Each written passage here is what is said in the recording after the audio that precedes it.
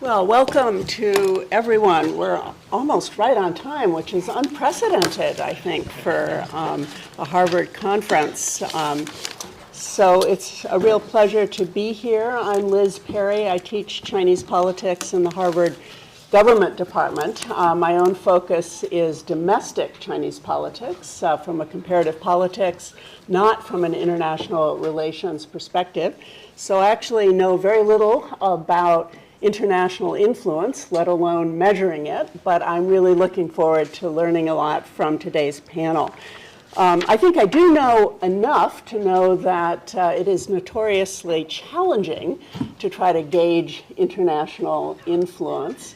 International influence, of course, can occur through lots of different means, hopefully not coercive means, but often more subtle means, economic means, diplomatic means, cultural soft power means. But it's extremely difficult to know what a country really wants of other countries, let alone how it attempts to influence them. And even more challenging, I think, when we see an outcome, to know if that outcome is really attributable to the country that we assume had the most to gain from that outcome. So what is the actual relationship between outcome and influence? But we do have four panelists today who know a lot about that topic, and it's a truly international lineup here. So unless I'm told otherwise, I think we'll just proceed in the order that is on the program here and begin with Audrye Wong, who is an assistant professor of political science and international relations at the University of Southern California and has written a number of very interesting things about China's economic statecraft. So Audrye. Hi everyone, can you hear me? Hi everyone, it's great to be here. So as Liz suggested, I'll be sort of talking and examining influence from the economic angle and thinking about how China has been manipulating economic ties and trade and investment for its political goals. And of course, as I'm sure many of you know, right, Beijing has become, certainly become more active at using both coercion and economic inducements, right, in attempts to shape the actions and decisions of governments as well as companies. But I think a main takeaway I want to sort of propose here is that while China's economic statecraft has really altered the strategic calculations for many countries, I think Chinese influence is not a foregone conclusion. If you break down and assess influence across sort of the different levels of goals and multiple goals that China has, different issue areas, and think about time horizons, right, short-term versus long-term influence, I think we see a very mixed picture. And so Beijing has encountered a lot of pushback and often shot itself in the foot in a way that is conducting economic statecraft. So this suggests that we need not be overly concerned about undue influence. But at the same time, I think the diffuse lure of economic independence remains a very powerful draw, right? One that has really been reshaping how countries and elites and their perceptions of what is national interest and sort of how to achieve that. Through relations to China, and so that's really hard for Washington to tackle head-on without offering alternative or complementary economic opportunities. So China has met with some successes, but also many failures in its attempt at economic influence. In some of my research, I show that using subversive carrot tactics, so corrupt investments that bypass the rule of law, that sort of try to cut corners, right? These can make inroads in places where leaders can act with relative impunity, such as Cambodia. But often they have backfired in countries, where leaders face accountability mechanisms, right? Even in developing countries and where democracies, right, are not sort of perfect, where we still see a lot of public pushback and elite criticism of these corrupt Chinese investments. Right, and so you might see in the short term, right, sort of immediate payoffs. It looks easy and cheap to buy over political leaders. Over time, this actually sparks a lot of public dissatisfaction, elite contestation, and we see often Chinese finance projects getting entangled in political campaign rhetoric, getting entangled in domestic scandals. And I think a lot of times, I think maybe Enze will talk a little bit more about this, where the lack of precise control over economic and political actors, over Chinese, state-owned enterprises and private companies, right, often leads to a lot of informal and unsanctioned economic, investments and sort of activities. that I think also create very negative influence outcomes, right? And so if you look at the level of strategic influence, right, beyond sort of within it, whether economic statecraft causes a country to act a certain way, right? If you look at sort of more broadly, I think a lot of this backlash against subversive carrots has a very negative effects on China's global image, which is certainly counterproductive, right? As it tries to position itself as a great power that ostensibly, right, promotes win-win cooperation. I think where we see Beijing's economic influence being sort of the most effective is at achieving relatively short-term transactional goals, right? So, getting a country to veto a multilateral statement. We see sort of Cambodia support within ASEAN for the Chinese position on South China Sea. We see sort of instances of Hungary and Greece vetoing EU statements on human rights and the South China Sea issue. And so sort of these are very sort of delimited goals, sort of getting a country to stick its neck out on occasion. In other cases, we do see that influence in terms of building up pro-China constituencies has created contestation over how to manage economic and security relations issues with Beijing, right? So in Germany, for example, that's a sort of very common example where we see the political influence of business groups invested in continuing economic ties with China, Volkswagen, BMW, right? And this creates a lot of internal divisions among politicians, among key ministries on national strategy towards China. Right, so and if you think about influence, right, this is not really, Beijing creating a fundamental political realignment, right, towards China, but it has been able to drive wedges within countries as well as between different countries. And so this helps to inhibit sort of effective China skeptic or critical coalitions, right? And I think this is particularly useful for a rising power like China that's trying to reduce opposition and reduce alignment with U.S. interests. And so we can think about it perhaps as influence via division or inhibition or disruption, as opposed to influence of coalition building and leadership. And also we'll see that China's economic statecraft has operated more by preference multiplication, so really empowering groups that already have overlapping preferences with China, often out of self-interest, whether it's about, getting economic benefits, about revenues and profits, or side payments and getting bribes, right? And so these are these groups that often advocate for cooperative ties with China. And I think persuading actors to actually change their policy preferences has been more difficult for the Chinese government, right? And I think, sort of in contrast to these subversive approaches that I've been talking about, if you sort of use more legitimate investments that operate by the rule of law, that bring economic benefits to the public, that engage with a broader range of stakeholders, right? This is much more likely to be able to shift attitudes. And this has worked diffusely over longer periods of time, and often, I think, as an outgrowth of broader economic interdependence, right, as opposed to a deliberate long game, right? And just having recently sort of a bunch of conversations with senior government officials in Malaysia, right, which is, a place where we see that there has been previous pushback against, corruption-tainted Chinese investment projects. But if you look sort of over the longer run, you see a lot of established record of these beneficial Chinese investments that has really entrenched both national politicians and local politicians' view of China's economic importance and their desire to minimize confrontation over issues such as the South China Sea, right, such as over Muslim Uyghurs in Xinjiang, right? Malaysia is a Muslim majority country, but it's not fully deferential to Beijing, but it often has been very publicly silent on these issues, and it really permeates the conversations I have with these leaders. And so I think, in this respect, I think Beijing appears best able to achieve influence through sort of these diffuse mechanisms over time, where China as a crucial economic partner remains a compelling narrative, a very powerful draw for many countries, and often conditions the attitudes and decisions of many political leaders and certain business leaders, right? So I think perhaps deepest economic influence comes paradoxically when China has not set out to achieve an explicit, immediate sort of political goal, and it's sort of more diffuse, but it's sort of the potential of leveraging such influence during future moments of critical decision making.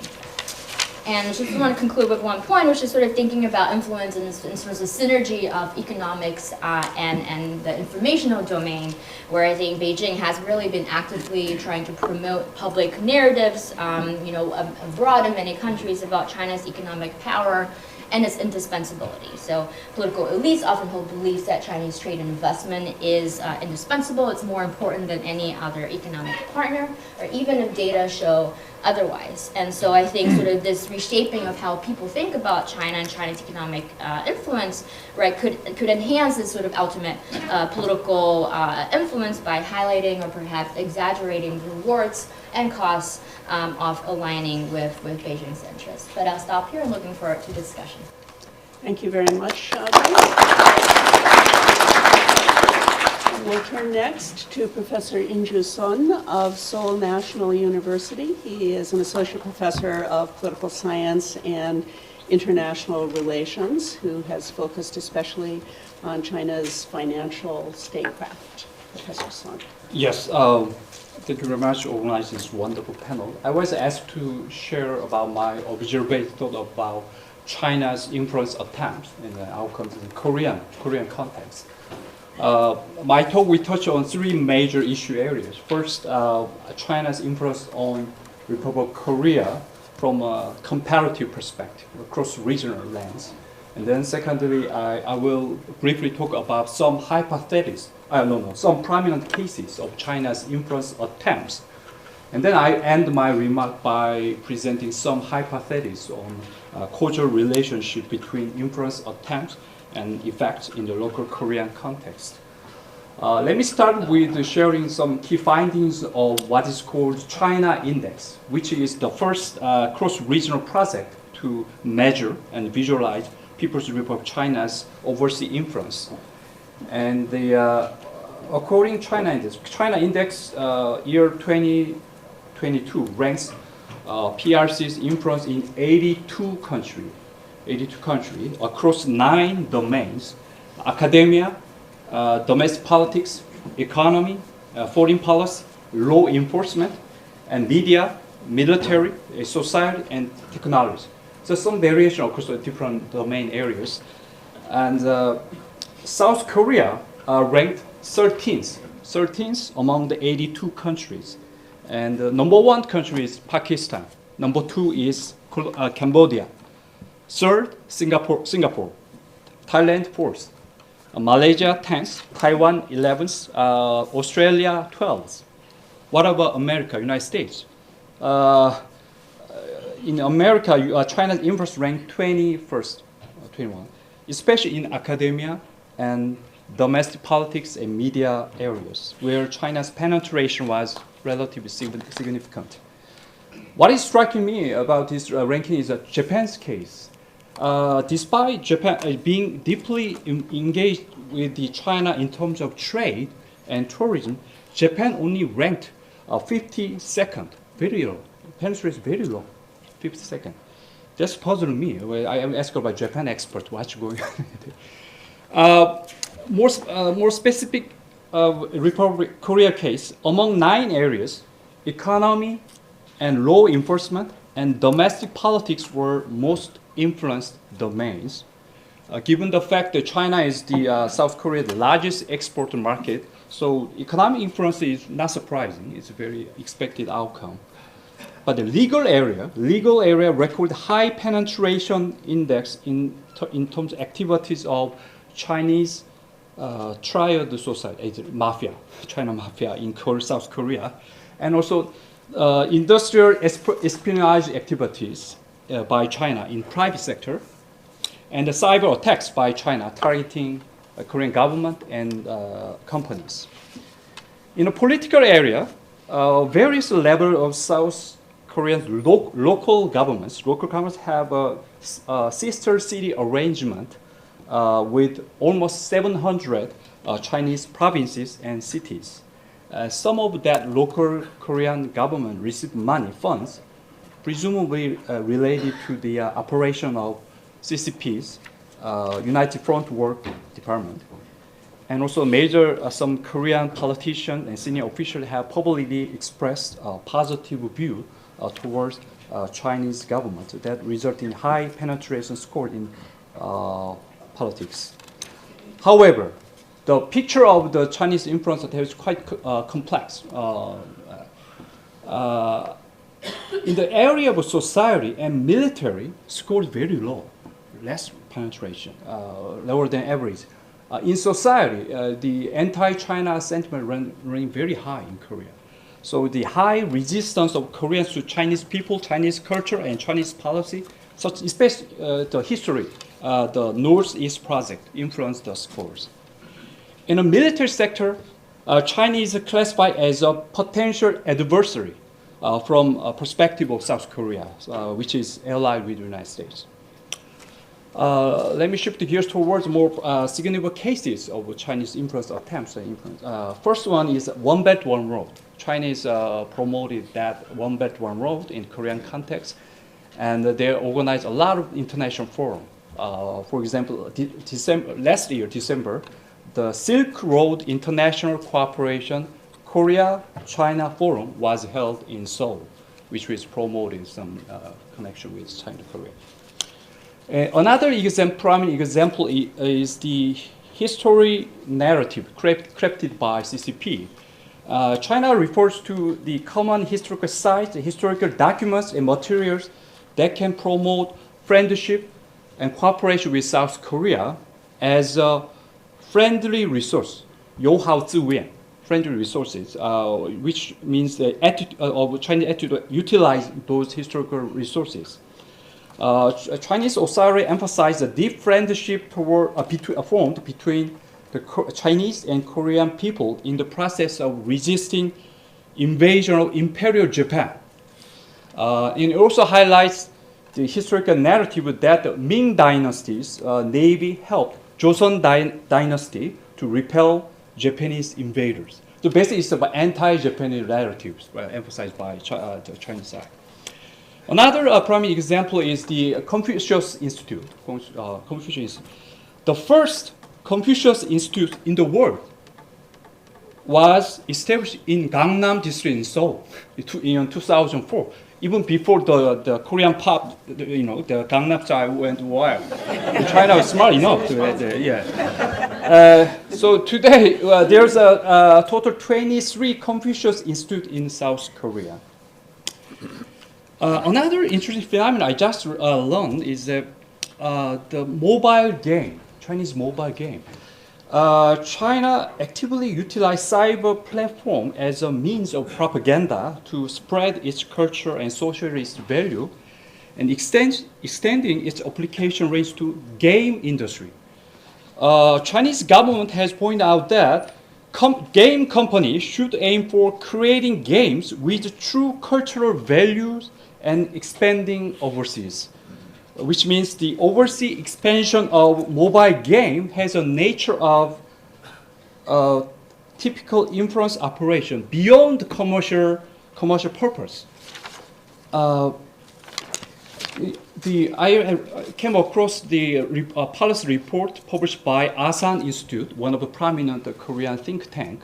According to their findings, they do some surveys, and then users exposed to Chinese mobile games have a higher favorability towards China compared to those who are not. The favorability toward China was up to 17% higher for those who played Chinese mobile games longer and spent additional money on game cost. I'm not a big fan of the game, mobile game. I don't know much about it. I had trouble with my sons. Little son already played the game, already angry about it. After, of course, this report, I just feel, oh, that's an interesting phenomenon. I have to play the game. I play the game with my sons to learn about what's really going on inside cyber world. But hopefully that might bring the peace for my family. Another example of media operation. This last year, November, Korean government National Cyber Security Center disclosed the cases of China's misuse of website disguised as Korean media outlets. The websites masquerading as a Korean media outlet exist, even though they are not registered as a media outlet in Korea. So the National Intelligence Service, or Korean CIA, they interpret as a Chinese attempt to exert some influence. One official from the National Intelligence Service said, quote, "The forces behind it are unknown, And we cannot yet know whether the purpose is public opinion manipulation or something else. But on examining the pattern and contents, we confirm that there is significant amount of pro-China, anti-US content. Okay, I just say some few words about the hypothesis, causal relation between attempts. In fact, the preliminary findings of my colleagues and me suggest that there's significant regional variation in our Korea, regional variation. In the west part and southern part of Korea, there's more high level of Chinese penetrations activities, more prominent, relatively prominent that area. That reminds me of sort of Mao Zedong's strategy, the encircling the cities from the country, 농촌保衛정수. It's a hypothesis. I don't know. Is there, when it comes to the outcomes, or, social science jargon is dependent variable. The level of Chinese institutional penetration in terms of sister city relations and friendly cooperate agreements with the local governments in China side. And also the level of educational penetration, the distribution, which is the distribution of Confucius Institute in major local universities, and also different level of economic penetration.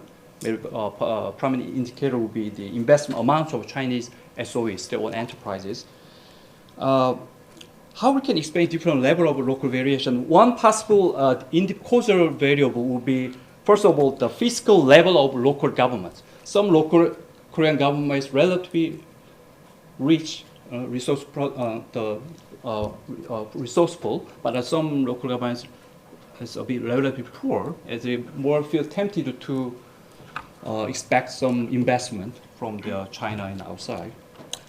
And also the ideology and party preference of local governments. That one possible causal effect. There's some variation there. And also proportion of ethnic Chinese population and their assets in the local area. And trade connectivity with China and geographical proximity of China. We need more research on that, to test that possible causal relations. And hopefully future research can investigate and test whether today's China, under the leader of Xi Jinping, will follow Mao Zedong's teaching, the encircle the core from the periphery or not. Okay, I start here. Thank you very much, Injoo. Next we turn, to Andrew Chubb, who is a senior lecturer in Chinese politics and international relations at Lancaster University, and has worked a lot on China's overseas political and also military initiatives. Thank you, Professor Perry. It's an absolute honour to sit alongside you. I'm not worthy. Thank you also to, of course, Tom and Ian and the China and the World Programme for having me back again. I tell anyone who will listen, the China and the World Programme is the most benevolent and impactful thing that I've ever encountered in our field of study and teaching and research, and I really mean that. It's unparalleled, and so thank you everyone who has come along today to be part of this. Just going to offer a few reflections on the previous few years of mainly policy-oriented work that I've been doing on the questions of PRC influence inside liberal democracies, influence on politics, particularly in relation to the cases that I'm familiar with, Australia, the UK, where I'm based now, and a little bit on the US as well.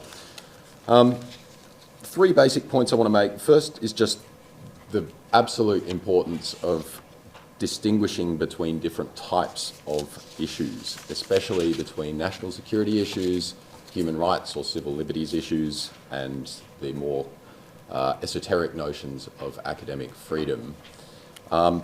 It's very common in the policy world to hear the argument that the boundaries between these distinct issues are blurring, in an era of hybrid warfare, and it's kind of naive to think that you can treat them separately. But the argument here is that there's many reasons why it's actually important to reassert those boundaries between different issue types. I'll talk a little bit about the consequences that I've observed of not doing that, and I'll just sort of close with a few reflections on the policy responses that we've seen in Australia, the UK, and the US, and some alternative policy responses that are based on maintaining that distinction between different issue types. So firstly, we've seen the policy approaches in Australia, which have in turn influenced the UK quite profoundly, and to a lesser extent the US, have been based on this idea of rolling together various political issues raised by the PRC's overseas activities into aggregated concepts. In particular in Australia, it's been foreign interference. Foreign interference includes a wide gamut of different issues that have been raised, both by the PRC and by other actors as well. Election security, disinformation, United Front money in politics, covert lobbying, cybersecurity, a number of different issues that quite clearly fall within the scope of the basic integrity of the liberal democratic state and are rightly understood as national security. What we do see, though, is that and I think Injoo has referred to this as well, the pattern seems to be that in these Anglophone liberal democracies, at least, the actual degree of influence that the PRC's attempts to wield influence in these areas has been quite limited. And one of the cases that shows this quite clearly from Australia is the famous case, I'm not sure how famous it is here, but certainly famous in Australia and the UK, is the case of Senator Sam Dastyari, who in 2016 was hauled up for the first time so by the media for speaking out in favour of China's position on the South China Sea after accepting a wide variety of donations from Australia's sort of peak United Front figure of the time, Wong, who was the president of the Rethinkinghui, or the China Council, the Australian Council for the Promotion of the Peaceful Reunification of China. The reason I cite this example as illustrating the limits of the influence that China was able to generate, or that Wong, as an agent of influence, was able to generate in that case, is that Sam Dastyari did say that the South China Sea is China's internal affair, and that Australia should stay out of it and be a friend to all sides. However, he did so in a context of giving a press conference to only PRC media and propaganda outlets for consumption inside China as a kind of quid pro quo for receiving these donations from his benefactor. And as soon as the comments were actually reported in English, he immediately backed away from them and said, I misspoke, my policy position is no different from the Labour Party, I never meant any such thing. He didn't dare to actually advocate for the pro-PRC policy position, even though he had spoken the words in that context of feeding the propaganda, overseas propaganda organs. So on the one hand, that showed you how far Wong and the United Front money was able to get in terms of influencing the words of a senator. However, it also showed the very severe limitations that he did not dare to even speak those words in English language context. And he was immediately roundly condemned and had to step down from his front bench role in the Labour opposition at the time. In the national security side, the evidence for real influence generated by these influence attempts is actually, I would argue, quite limited. The contrast then is between the national security issues and the human rights or civil liberties issues, where we've got plenty of examples of China over a prolonged period of time being able to generate quite severe effects on people's ability to exercise fundamental political rights inside liberal democracies, particularly among Chinese overseas communities. We have an overwhelming array of evidence that many Uyghurs, including refugees, have continue to feel surveilled and unable to speak their minds, even once they are inside a country like Australia or the UK. And the issues of extraterritorial censorship on PRC-operated technological platforms, technical surveillance abilities through digital means. Not limited to the PRC, but nonetheless the perception has been that the PRC is able to surveil and punish people for things that they say when they're resident inside countries that supposedly respect human rights and enable, under international human rights law, enable all people within their territory to exercise fundamental rights. So there's a distinction there between the level of effect that China's been able to have in those contexts of overseas, particularly overseas diaspora communities, and, as I said before, the national security issues where China has been unable to bring about fundamental changes in foreign policy directions and foreign policy positions in these countries that I'm familiar with.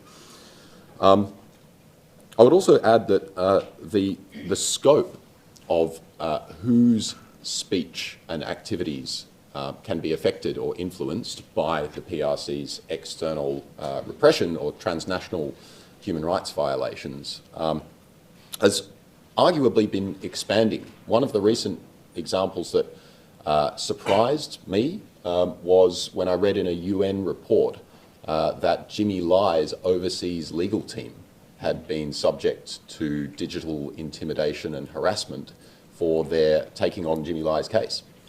So that seems to be an expansion to a new sort of target community, the target community of lawyers, legal professionals, which I hadn't seen before. So it's possible that these influences on the political, the ability of people to exercise their political rights or even their professional functions may in fact be expanding as facilitated by technological change. Then there's, I won't say too much about academic freedom, it's a contested concept, but certainly financial dependencies, less so at this particular institution, I would say, and certain other US institutions, which the China and the World program is very fortunate to be affiliated with, but many other institutions, both in the UK, in Australia, and I think in the US as well, have significant financial dependencies on the PRC outbound education market that has produced examples of where the institution has failed to stand with its own faculty when it comes to issues of how the PRC is taught and spoken about. A recent example we had from the UK is Professor Steve Tang, who's a leading scholar in the field of Chinese politics, and he was finally able to go public with his story from, I think, 2016, where his university of the time, Nottingham, actually ordered him not to speak to the media for a week while Xi Jinping was visiting the country. This is all out there now. It was previously known, but no one could talk about it. It's out there now in a documentary by Channel 4, Channel 4's Dispatches program. I encourage people to take a look at it. It's got some quite good examples, concrete examples like that. On the other hand, this question of self-censorship in the China field is one where it's very hard to come down on one side or another. We do have some excellent evidence from Sheena Greitens and Rory Truex from a few years ago about the repressive experiences of many China scholars in terms of access and being taken to tea when they're inside China. And there's little doubt that this can shape research agendas as well as the things that people may write. On the other hand, if you look at the discourse around China, including in the academic field, there's no shortage of criticism. And myself, as a researcher in a field of sort of foreign policy and security issues, if anything, I would feel pressure to be more critical of China rather than less.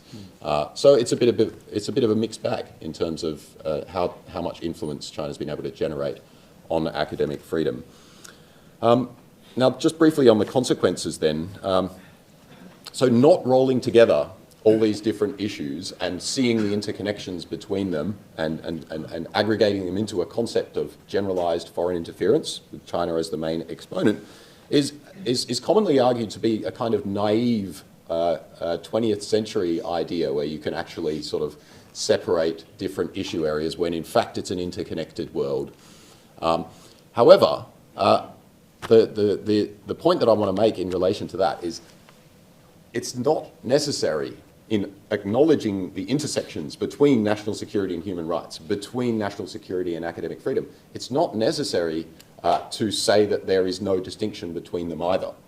The fact that there's an intersection doesn't mean that there's nothing that doesn't intersect. In fact, I've argued for a number of years now that there are very dangerous consequences to conflating these different issue types. And what we've seen as examples of this starts with how you approach and apprehend the transnational repression dimensions of China's influence. When you frame it as a national security issue, you put the focus on the possibility that people could be transnationally coerced into cooperating with a foreign intelligence organisation. This comes straight from the Australian Security Intelligence Organisation's annual reports going back a number of years. This is precisely their concern with the human rights dimension of the PRC's influence. However, what that does is it reframes the targets of these human rights violations as potential threat vectors to Australian national security. And we've seen the same thing, the same approach in the UK as well. So reframing the targets of the most impactful of China's overseas political activities as threat vectors is the first negative consequence of that. Secondly, we've obviously seen a very alarmist discourse that came from Australia. Arguably, Australia was ahead of the pack when it came to generating an alarmist and securitized take on PRC influence issues. That's certainly been replicated in the UK on a lagged timeline that does indicate a degree of influence from Australia to the UK. We've seen pretty egregious examples of racial profiling. You're probably all familiar with the China initiative, but as another example that's probably less familiar is in the Australian Senate in 2020. We had Chinese Australians testifying on issues facing the diaspora community and being challenged to unconditionally denounce the Chinese communist dictatorship before they were allowed to give their evidence in the Australian Senate. It's a dark day in Australian political history. That's McCarthyism on racist steroids. So this is where this can go when you have a sort of overly securitized take on a broad set of PRC influence issues. And then lastly, there's been a near total neglect of the actual human rights dimensions of the PRC's overseas influence campaigns as a result of their rolling together into an aggregated counter-foreign interference mission that includes a number of very serious national security issues. Not surprisingly, when you put national security agencies in charge of countering or enabling the exercise of human rights by overseas diaspora communities, it's not that surprising that it would go to the bottom of the priority list and or that they would only focus on it insofar as it generates national security effects. And so we've seen this in Australia's countering foreign interference strategy, where outreach to diaspora communities is like number 5 on, I think, the list of the aggregated missions. Defending Democracy Task Force in the UK, I think it's number 6. And, you know, that's not the direction in which the resources end up flowing. And so the result is that the most impactful PRC overseas political activities are the ones that have the least focused and comprehensive policy responses. The responses that we have seen, how am I doing for time? You're fine. One more minute. Okay. In terms of the policy responses, I think notably in the US, it's been the FBI's campaign against transnational repression, law enforcement focused campaign. Now, that's very necessary. It is necessary to enforce the law and protect people where crimes are being committed against them in the US. However, the nature of transnational repression, transnational human rights violations is such that this is far from sufficient because most of that influence is generated from offshore, from outside of the jurisdiction. So it's necessary but insufficient to enforce the law. The espionage and foreign interference law in Australia recently saw its first conviction. This is the law introduced in 2017, advertised to the rest of the world as being a kind of world-leading pushback against the PRC's encroachments in the political system. However, the details of the case are pretty underwhelming when it comes to in terms of what's come out through that trial process. Maybe we can talk more about it if there's time in the Q&A, if there's interest. Suffice it to say, this was not this was not a big revelation about a PRC influence campaign, and it's got pretty profound ramifications for things like definitions of covert lobbying.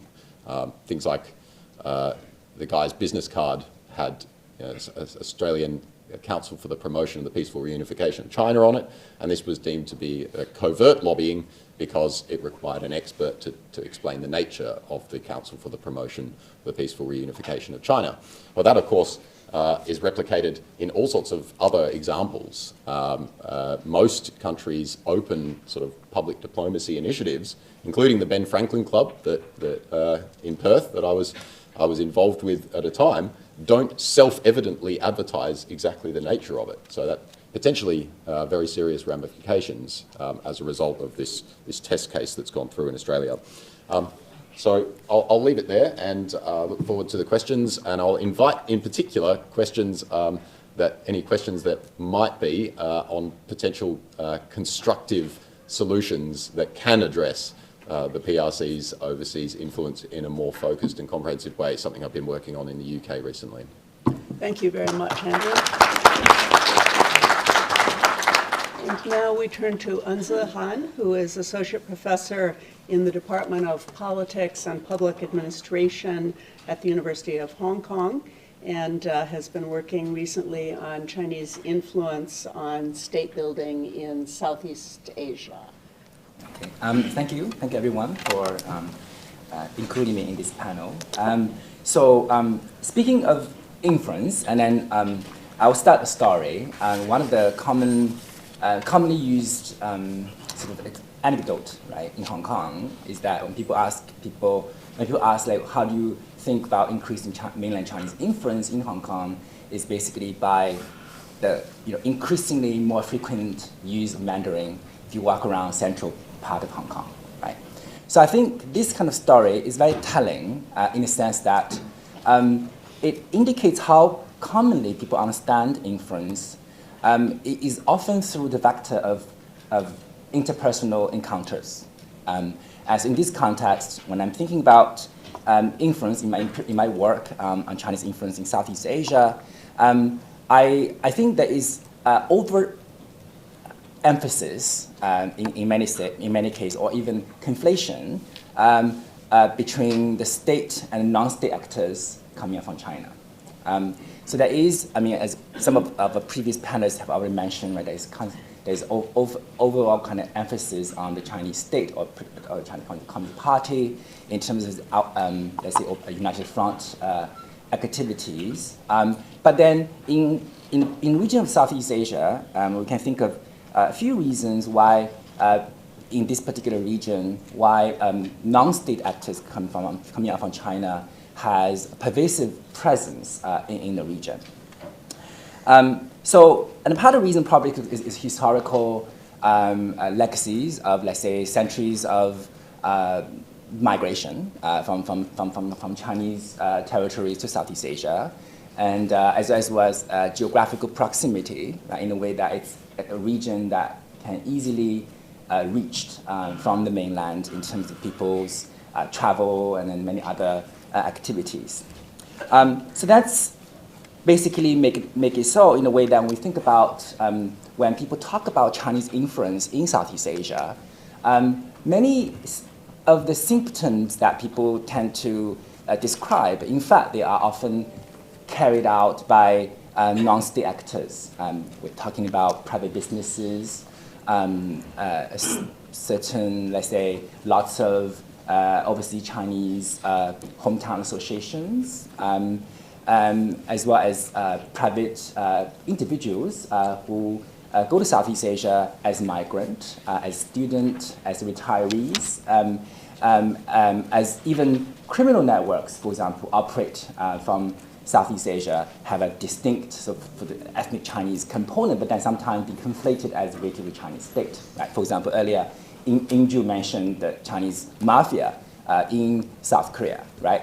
But then again, empirically, it would be really a far-fetched kind of argument saying that it was directed by the Communist Party, that those criminal networks operate in those regions was because of the particular automotive from Beijing. So that means empirically, many of those kind of examples when people talk about this kind of pervasive influence from China, in the end, either ignored those non-state actors, but also many times actually conflated many of those non-state actors and their presence with the Chinese state. And that, for example, often comes across in many, not only in policy works, often, more so, but even in academic writings as well. I think that is often the kind of the tendency. Now, in terms of in Southeast Asia, right, I think I would talk specifically a few aspects of, on the one hand, these kind of non-state actors in terms of their variety and also the number, and the scale in a way that because this region, for example, has the most intensive out-migration from China, right? That Southeast Asia tend to be the region receive most of them, right? So not only historical migration, but also contemporary migrants coming out from China, right?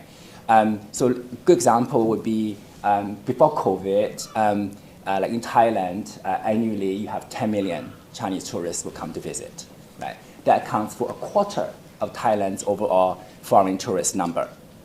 So if you compare, right, it's very similar to what, let's say, number of American tourists go to Mexico, right? In terms of that number of people tend to come out from the mainland and go to Southeast Asia because they are closer and cheaper, right? And in some ways, we think about even when you have economic downturn from the mainland, tourists to Southeast Asia probably is going to even increase more because people can afford to go to Europe or US and then they go to Southeast Asia, right? Because it's cheaper. And when visa regulations are much more lax, right? Recently, Singapore, Malaysia, and Thailand waived visa for Chinese tourists to these two countries, and you can anticipate the number of tourists to go to Singapore is going to skyrocket as a result. Now, when you think about this kind of migration to this region, and then they bring with them many of those kind of influences in local societies, right? So in some ways, tourism, just as trade, has distributional kind of implications on whole societies in terms of a chain of industry have to cater to that number of tourists coming out from China. In terms of hospitality, in terms of restaurants, even real estate sectors. Bangkok, for example, mostly sell its real estate targeting at Chinese customers, right? I mean, in Hong Kong particularly, you get lots of advertisements about, buying a property in Bangkok, Phuket. That's basically kind of the clientele they're looking for. So this kind of, let's say so which means the customers are ordinary Chinese people, right? But then it has political implications in the sense the real estate tycoons and then their, let's say, domestic political allies will promote a healthy, close economic, political relations between China and Thailand so they can maintain their economic relations in the country, right? So that's why I think these kind of more mundane cases of encounters actually have, in the end, a political implication as well. Also in Southeast Asia, recently I think there is a phenomenon is the outbound of Chinese capital tend to go to Southeast Asia and using Southeast Asia, particularly Singapore, as headquarters of their overseas operation, right? So this was the case of TikTok, right? ByteDance, for example, separate TikTok from Douyin domestically and then use Singapore as its international operation headquarters, which is also the case for many other Chinese private businesses, Tencent, Alibaba, etc., they all tend to go to Singapore, and then from Singapore onward to invest in other parts of Southeast Asia. And in some ways, particularly in sectors such as e-commerce, and I think you can see the building of infrastructure, like logistical infrastructure in Southeast Asia by Chinese e-commerces throughout Southeast Asia, right? So like Lazada, which has been acquired by Alibaba, as well as like Shopee, which is one of the largest one in Singapore, as well, has quite a lot of extensive presence in Southeast Asia, means that these days, if you buy things in Bangkok, if in Thailand, you buy things on Alibaba, you can basically, from Lazada, right, the logistical network is being built as we speak by those Chinese companies in this region. Right? And so this kind of infrastructural presence and it's increasingly basically making the region much more integrated with the mainland. So one of the examples also is the high-speed rail connecting China with Southeast Asia. And at least for the sections in Laos, it's already completed in operation, right? So I took the train in December last year, right? And it's significantly transformed the landscape of the country in terms of the distance. Let's say if you take a train from Vientiane to Luang Prabang, that is only less than 2 hours. You basically reach that destination, and in a train that is pretty much Chinese standard high-speed rail. And it's so far, at least, has been very popularly utilized by both domestic sort of passengers, but also international passengers, particularly from Thailand. Right? That was actually kind of an unanticipated kind of consequence in a way that, in the end, the railway was more frequently utilized by Thai passengers to go to Laos and then make use of the train experience to tour Laos as sort of Thailand's sort of countryside in a way, right? Kind of from Thai's perspective. So that's in that ways, and I think from many existing works, interviews, and as well as other things, that people actually think positively of the project, right? Despite, let's say, the discussions of financial liabilities, of the Lao government of committed in its financial capability, but on the ground, the ordinary people seems proud of that. Laos actually suddenly now have a very kind of a modern project they can be proud of, and I think that is something people tend not to talk about, but it actually is happening. Now, and I also would like to tell a little bit more about when we think about influence, and then there's often this kind of component of intentionality. Now, intentionality empirically actually is sometimes very difficult to prove, right? What is exactly the intended goal of certain influence operations, and then what are, in fact, perhaps unintended consequences of certain policies. Now, these kind of implications, and we think about Southeast Asia, they're actually abundant of this kind of,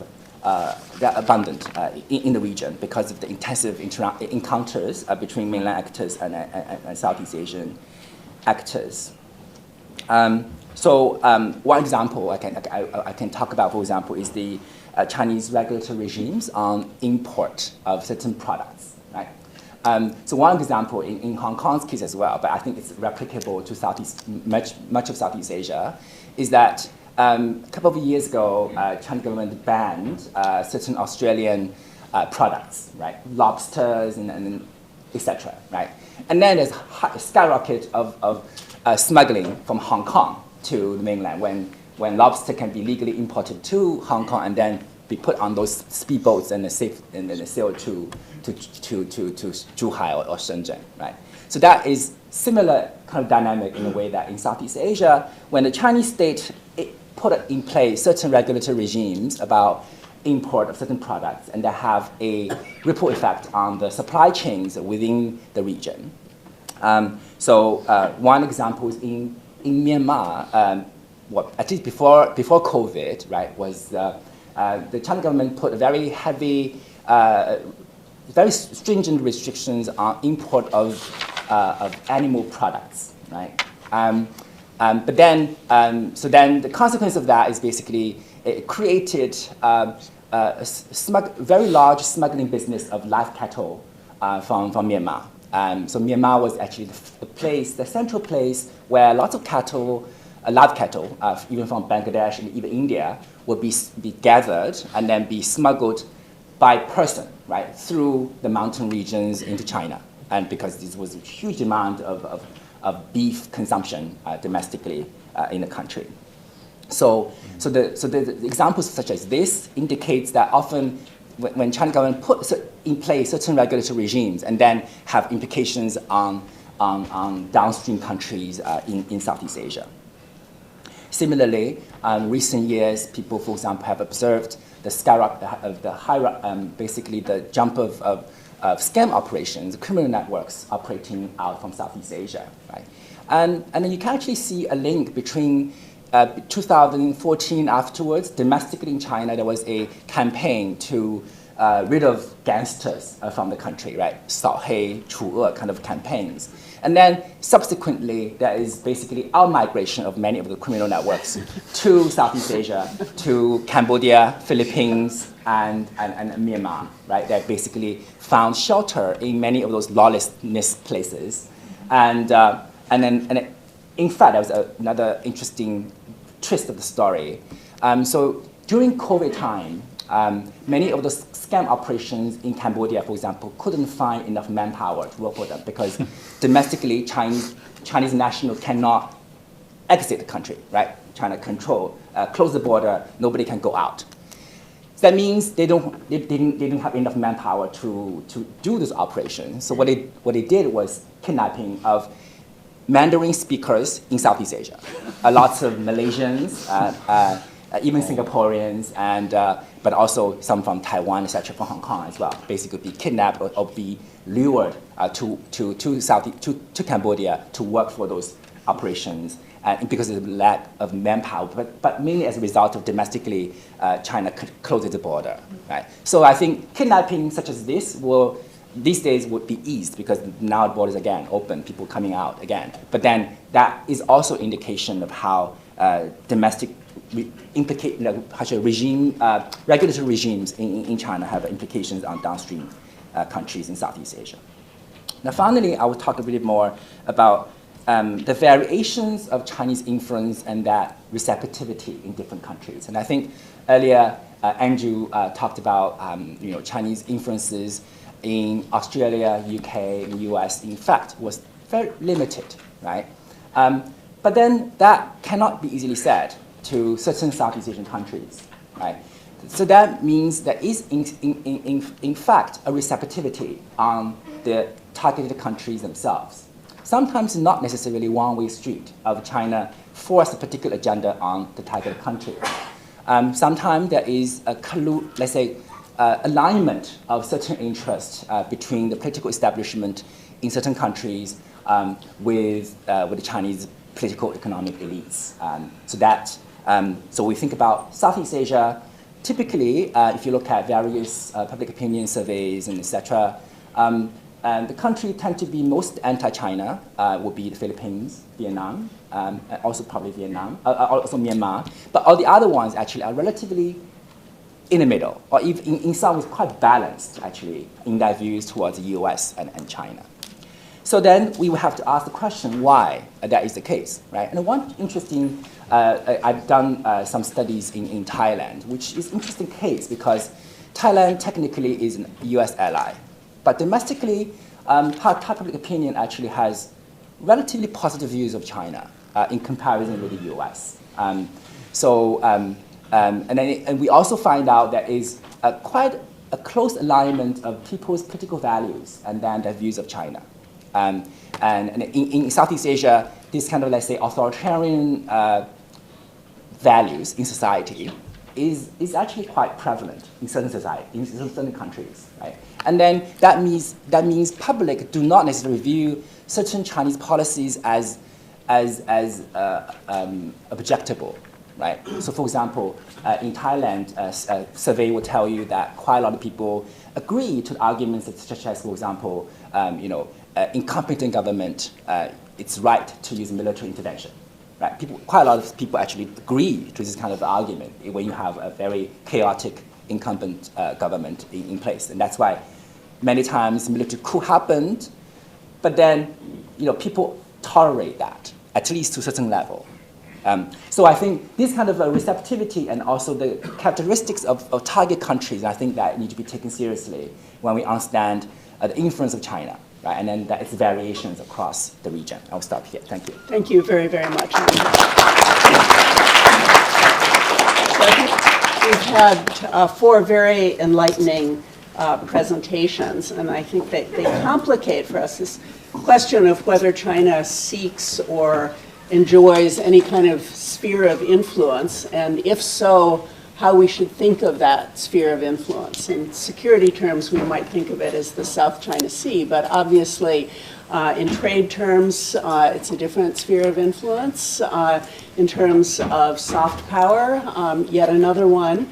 And as the speakers have pointed out, different issues incline China toward different tactics and have different degrees of success, and also the characteristics of the receiving countries, how many overseas Chinese there are, what their economic and political situation may be, also very strongly influence the receptivity of this. So I think we've had really a very rich set of presentations here.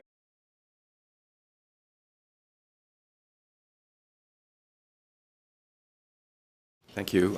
Good to see everyone. Ian Chong, National University of Singapore, also Carnegie, China. So I've got a question for Andrew and a question for Enze. So Andrew, when you talk about some of the influence type operations, I'd like to hear a little bit more about the diaspora nationalism and those sorts of narratives that are being pushed out, because that seems somewhat missing from your presentation. And for Enze, I'm wondering if you could talk a little bit about how you distinguish between whether there's the hand of the Chinese state. Because when you talk about hometown associations, for instance, over 2016, 2017, the putting of the overseas Chinese work under the United Front, what I observe in Southeast Asia is that there's a lot more activity from the United Front Work Department and its affiliates in terms of trying to get these hometown associations, for instance, to then tell the Chinese story, whether it's about the South China Sea, whether it's about unification, or whether it's about lobbying other PRC interests. Thanks. Thank you. The next question, please. And if others have questions, if you'd like to get in the queue there, that would be great. Hello? Hello? Yep, we Hello? can hear you. Okay. Okay, I'm Yinan He from Lehigh University. Thanks for a very stimulating panel. And my question is actually an extension of Ian's question about overseas Chinese. And I think Enze touched on that a little bit, but maybe I could hear thoughts from other panelists. My question is that, since Xi Jinping came to office, he's been calling for patriotic overseas Chinese to contribute to the great cause of national rejuvenation. And I wonder how that the effect or the how much the overseas the Chinese diaspora being responding to that call, and is there any variations of that response over time? For example, after the COVID, after the 3 years of country closing down to foreign Chinese living abroad, there's anecdotal evidence that the people in diaspora communities kind of having there's a cooling down of this sense of affinity toward their ethnic homeland because of the way they're treated by the homeland government. Yeah, thank you. Thank you. Tom. Thanks, Liz. Thanks for doing this, Liz. I had a very specific question for Injoo about Japan. You said that they ranked 52nd in terms of Chinese influence among the countries that were in the survey. And I wonder how much that is a function of either the Chinese operations or their success in Japan, or whether it's a function of Japan not being influenced by foreigners. So in other words, if Japan is 52nd on every country's influence list, then it maybe says more about Japan than China. Okay, Enze, can we start with you All right. here? So I will reply first. I think the the question from Ian is about hometown associations and also like by at large many overseas Chinese associations, and then that the implications from the influence of Chinese government's United Front activities. Now, I think definitely in terms of the the proactive tactics made by the Chinese government try to reach out to a variety of this kind of overseas Chinese communities networks in Southeast Asia. But on the other hand, there is also a proactive element among certain overseas Chinese communities in Southeast Asia as well, in the sense that they sense there is certain money to be made by actively participating in those activities from Beijing, right? So in some ways, it's not really necessarily this, let's say, they are being coerced into doing things that they otherwise might not want to do, right? So I think that is empirically very difficult to disentangle, right? So that I think basically, like when we look at overseas Chinese communities in Southeast Asia, oftentimes you do see those business leaders, for example, the Chaoling, right? It's also called the overseas Chinese leader. They sometimes proactively try to latch on to certain Chinese projects. In the end, they will be making money out of it. So one example in Malaysia, Xiamen University opened up a campus in KL, outside KL. And then the question I asked them, like, why do you want to open up a Xiamen University campus in Malaysia? And then some of my friends, basically, the people I talked to, basically saying that because this business tycoon from Malaysia, right, is a real estate guy, basically thought by cooperating with the Xiamen University project, he will get certain reciprocal benefits from other projects he might have in the mainland. So in the end, it was mostly this overseas Chinese leader from Malaysia reached out to Xiamen University in the end, and they made this project work. So I think that is the kind of the directional the inference. I think it's actually quite interesting to empirically examine. But I'm saying there are quite lots of variations in that. Now, but I do see one area that the mainland government and also capital is making a huge amount of inroads in Southeast Asia is the acquisition of overseas Chinese newspapers. So this is in fact basically like for the past few years, many mainland Chinese, let's say, media corporations are buying up many Chaobao, right, overseas Chinese newspapers, etc., in the Chinese media, right, which is dwindling in their readerships, and then they need money to survive. And I think mainland capital is going into these sectors very specifically. So then you see the largest newspapers in Thailand, like Xinjiang Ribao, for example, as well as in Malaysia, a few other ones basically being bought up. And I think that is the channel through which very clearly the Chinese propaganda is going through.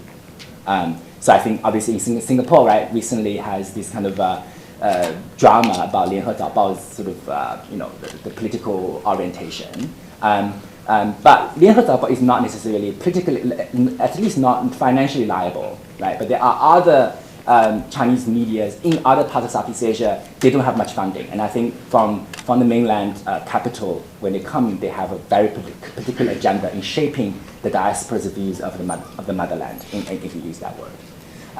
Now, finally, when Yinan asked me, and I think that implication, whether the closing the border, that for me affected recent PRC migrants more than the long-term communities in Southeast Asia.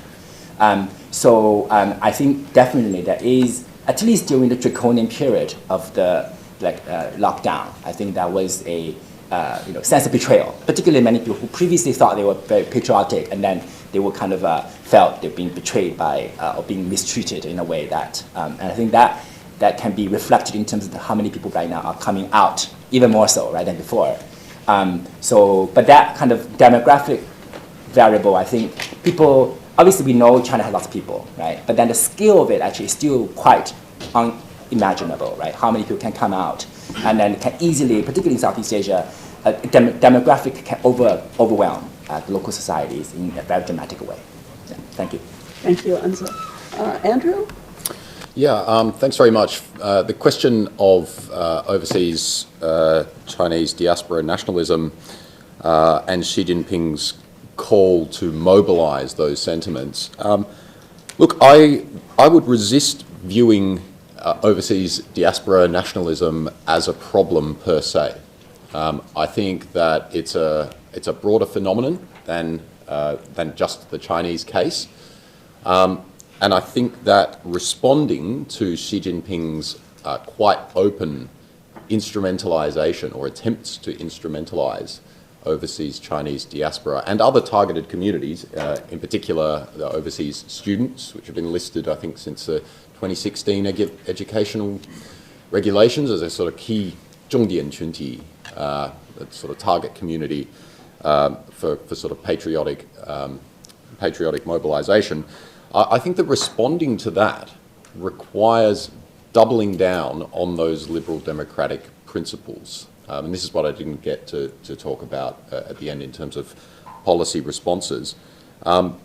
Because I think a lot of the time, the reasons, I don't have empirical evidence about this, but my hypothesis would be that a lot of the time that overseas nationalism mobilizational calls are actually successful, are related to the apparent appearance of double standards in the West.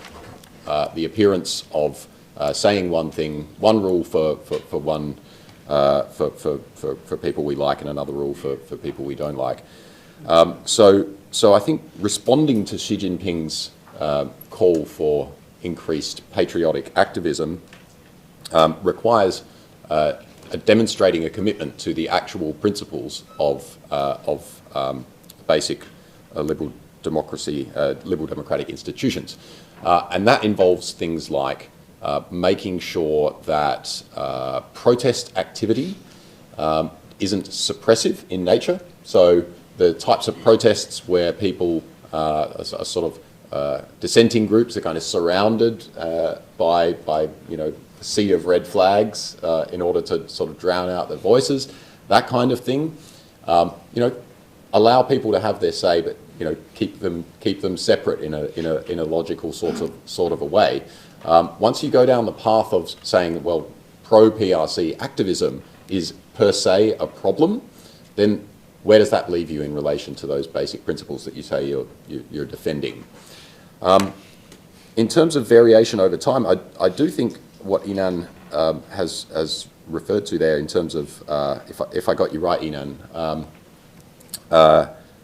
there may be a possible opportunity there in terms of that some of those overseas, the sentiments among the overseas communities becoming less enamoured of the party and the current political direction. I think that was very apparent in the anti-COVID protests, where the very same PRC student, overseas student bodies that have been at the centre of various nationalist mobilisation scandals, including in the UK, were on the front lines outside the Chinese embassy, chanting down with Xi Jinping. So I do think these things can flip quite quickly, and that again speaks to the need to hold fast to the basic principles that you say you're defending. If you do actually view Xi Jinping as an ideological actor, then it's important to double down and make sure that your response is consistent with your own ideology. Now, in terms of the specific case of universities, I do think there's a lot more that universities can do in terms of setting expectations with incoming overseas students, and it doesn't just apply to students from the PRC.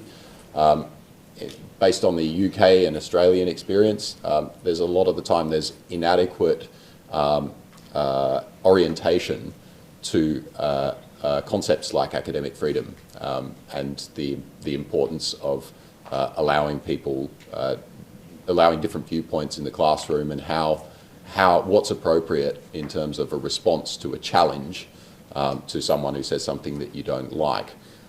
We've seen a number of inappropriate responses from university authorities when these issues have come to a head. So I think there's a lot more that universities can do in terms of orientation, making sure that principles of academic freedom are sort of set in sort of clear terms and concrete terms at the very beginning, and not doing what some UK universities have done and outsourcing orientation processes to the CSSA because it's easier, and the CSSA offers to do it for them. So that would be my answer, is ultimately it's about looking at the challenges that these examples that we're aware of actually pose to the sorts of democratic institutions that we're trying to protect, and looking at our own institutional responses and making sure those are consistent with the values that we're saying we're trying to promote.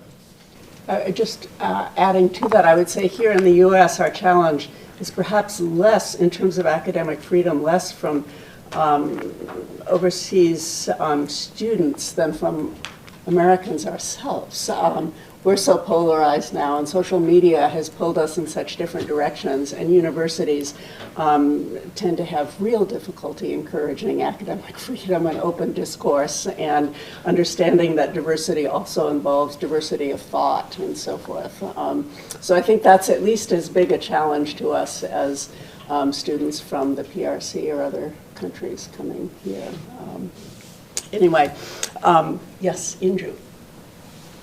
Yeah, with respect to question, Tom Christian, Professor Christian, well, as I said, I confess I don't know much of why in Japan, but my hunch is inclined to support your hypothesis. Japanese regime quite inward-looking country.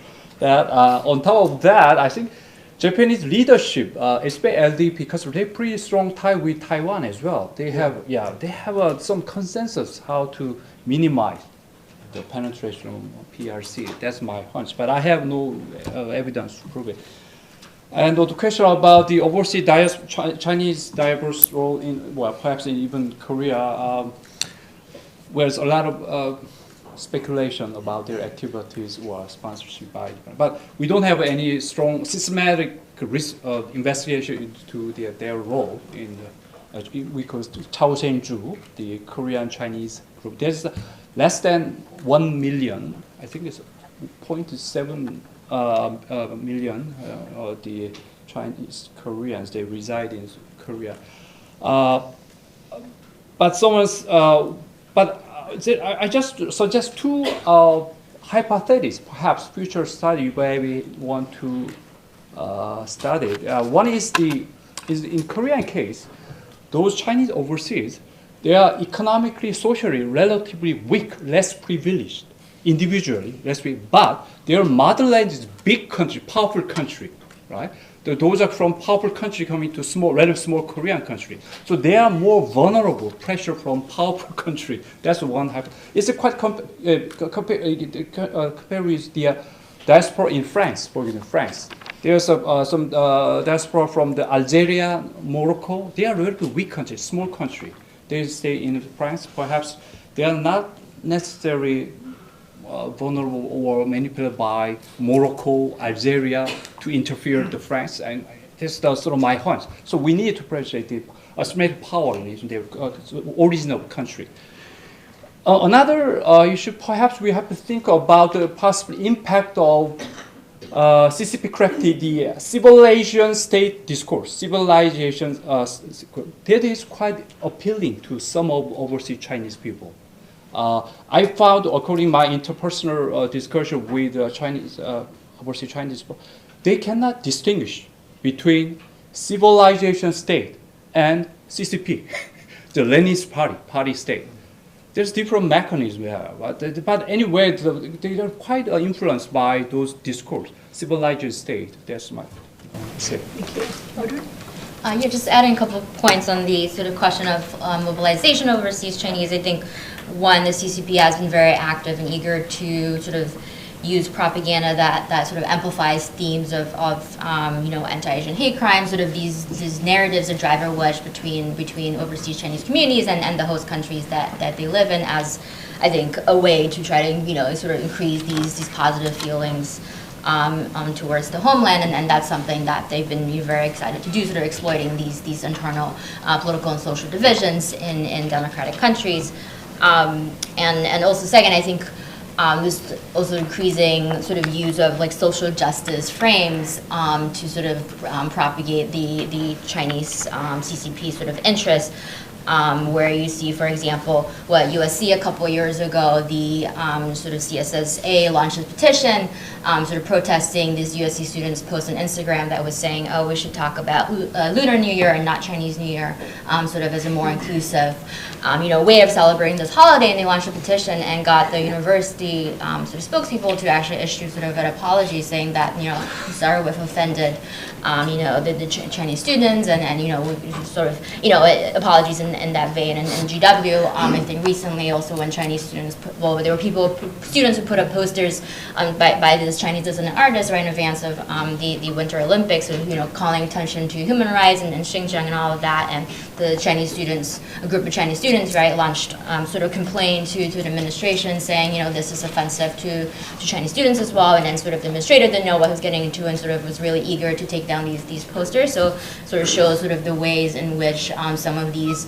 actors and groups have been sort of good, relatively good at exploiting sort of themes, discussions and debates within host societies. And sort of the last point, sort of thinking about sort of pro-China, pro-CCP activism and mobilization, right? I think, it's a very tough sort of challenge because it can be legitimate, right? We don't want to suppress freedom of speech and activism and all of that, but it can be very scary, right? When you look at APEC, during President Xi's visit in February 2023 in San Francisco, right? We see, I've been looking at sort of the networks of these diaspora organizations, sort of some of them sort of coordinating different groups to come down together, fly from New York, fly from other parts of California, fly from Washington State, sort of getting together, waving flags, and then sort of in some instances hiring security and logistics companies in the U.S. to sort of increase sort of the presence of intimidation and threat and obviously harassing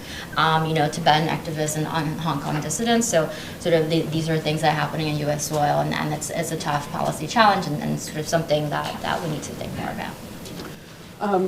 Thank you. I don't see others lined up here, so I do have one final question, or maybe just something to end with, and that is to, can we identify areas in which the influence that China wields is because China is regarded as having unusual expertise in that area? So, we've mentioned video gaming as one example. Obviously, surveillance technology is another, and presumably and we know there is a lot of demand around the world for other countries that want to have greater control over their societies and looking to China for that. Presumably, environmental governance is an additional area here. China at least would like to assume that Huawei has special expertise in smart cities and the ability, and that has all kinds of medical and other sorts of benefits. So I just have, a question to the panelists of whether they think this question of expertise or perceived expertise in certain domains also is an explanation for China's overseas influence, or if it's really all about human rights, security, trade, trade obviously is related in part to questions of expertise and what you think China is producing that you might want to get. But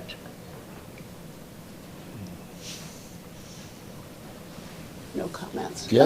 Oh, comment. Well, I just, this reminds me instantly of Evelyn Goh's work on, it's a little jargony, but preference multiplication. Well, can't even say it. Preference multiplication, which I think Enze mentioned very briefly. This idea that China can enable countries to do something that they wanted to do but they couldn't do by themselves, in particular things like infrastructure development and getting free trade deals, albeit perhaps a little shallow, but free trade deals through their domestic political systems. I think those are very clear examples of where it's how China is viewed as being good at certain things and enabling countries to do certain things that they want to do, that generates that relationship and ultimately generates a relationship of influence. Yes, I do think that how China is viewed, how China's capabilities are viewed, and what China can do for a country is very, very important. Evelyn's I haven't read everything that she's written, but I'm thinking of the 2014 article. The finding was very clear that the preference multiplication was the strongest channel of China's influence, or strongest mode of China's influence in Southeast Asia at that time. Enze can probably say more. So you mentioned environment, and I think in Southeast Asia as well. I mean, many countries in the region have a particular target to transition into carbon-free goals, right? So even like Thailand, Cambodia, Indonesia, they all have very lofty goals. By a certain year, they want to have its domestic auto industry to be electronic. So those targets actually facilitate the expansion of Chinese electronic vehicle industries in Southeast Asia. So there is heavy amount of investment these days from Chinese auto companies to invest in Thailand, because Thailand is the biggest automaker in Southeast Asia. Also Indonesia, which is the biggest. Indonesia banned the lithium export in 2019, so that means a lot of Chinese companies are going to invest in Indonesia for battery production, and in the end also EV production. So I think that kind of EV industry and also its associated infrastructure, right, in terms of like charging stations, etc. I think China is going to be the let's say standard maker in many Southeast Asian countries, particularly the ones who are receptive to sort of the Chinese model, a standard as relatively okay but reasonably priced. Yeah. Okay, well, thank you very much to all four of our panelists for terrific presentations. I think a very good start to the conference.